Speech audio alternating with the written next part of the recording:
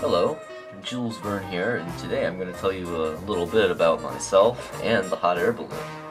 Now, if you don't know who I am, I'm the creator of some of your favorite stories, 20,000 Leagues Under the Sea, Journey to the Center of the Earth, Around the World in 80 Days. You do know those stories, correct? Okay, good.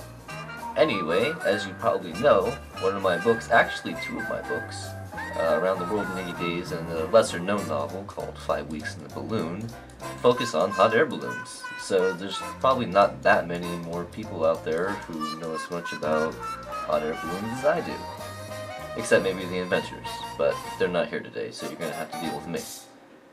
So, I'll give you a brief history of the hot air balloon as I show you mine, which you may not realize you're sitting in.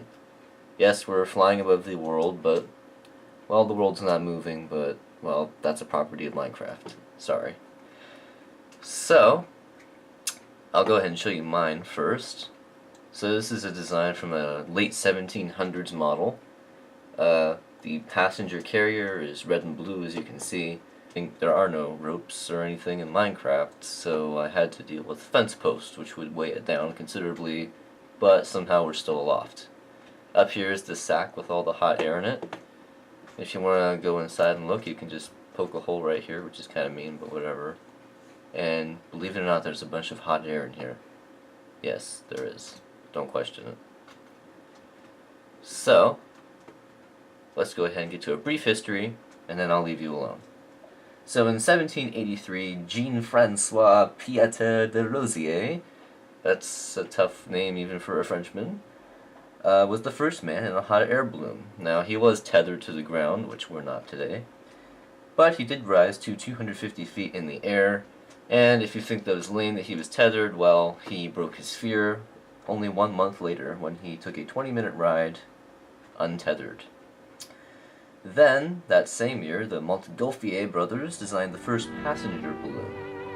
In 1785, the English Channel was crossed by the first time by a hot air balloon. And then, during the Civil War and the two World Wars, hot air balloons were used for not only warfare, but also surveillance, transportation, and communications. Some world records set by hot air balloons are Per Lindström's record of 65,000 feet into the air, that's the highest anyone has ever gone, and 144 hours and 16 minutes is the longest that anyone has been in a hot air balloon traveling, and that was Richard Abruzzo. Now, if you think you can just sit in a hot air balloon and not fly for that long, well, maybe you can break the record. I don't know how strict they are about these things. But anyway, that is a brief history of hot air balloons. I hope you enjoyed. This is Jules Verne, signing out.